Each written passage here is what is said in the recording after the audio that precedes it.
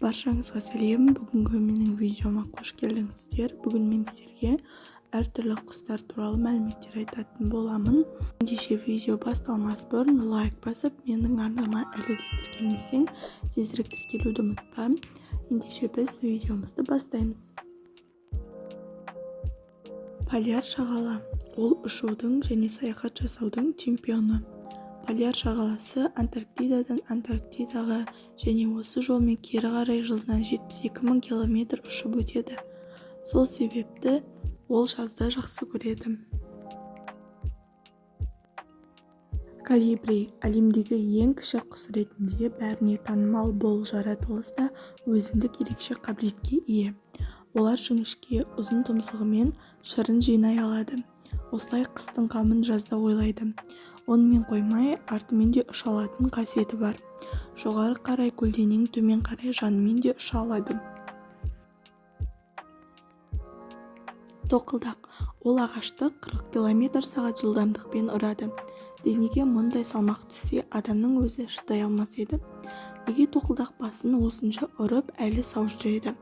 Әңгіме оның бас құрылысында. Ерекше, өте ұзын, тіласты сүйегі, арнайы қатпарлы кемік сүйегі. Міне, бас сүйегі осындай күрделі амортизация жүйесіне құрылған. Сұр тоты құс, жакони африкалық сұр тоты құс аталатын бұл құстың интеллекті аса жоғары. Адаммен адамша сөйлесе алады. Оның сөздік қорына шамамен 800 сөз сыяды. Бұл 3 жасар баланың сөйлеу қабілетіне тең. Сонымен қатар адамның интонациясын да жақсы келтіреді.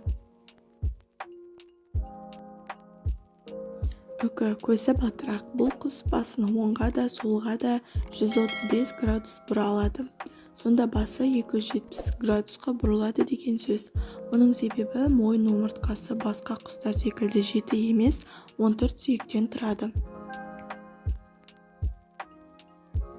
Қоқиқаз топтанып тіршілік етеді. Тұмсығы орта тұсынан бірден төмен қарап иіледі де қоқиып тұратындықтан қоқиқаз деп аталып кеткен. Мойынның пішіні латынның S әріпі тәрізді. Жіліншігі сирағынан 3 еседе ұзын. Саусақтарының арасы терілі жүзу жарағымен байланысқан. Негізінен тропиктік және субтропиктік аймақтарда тіршілік етеді. 4 тұқымдасқа бірігетін 3 туысы 6 түрі бар. Тіршілігінің көп уақытын суда өткізеді. Жақсы жүзеді, бірақ сүңги алмайды. Құрлыққа сирек шығады.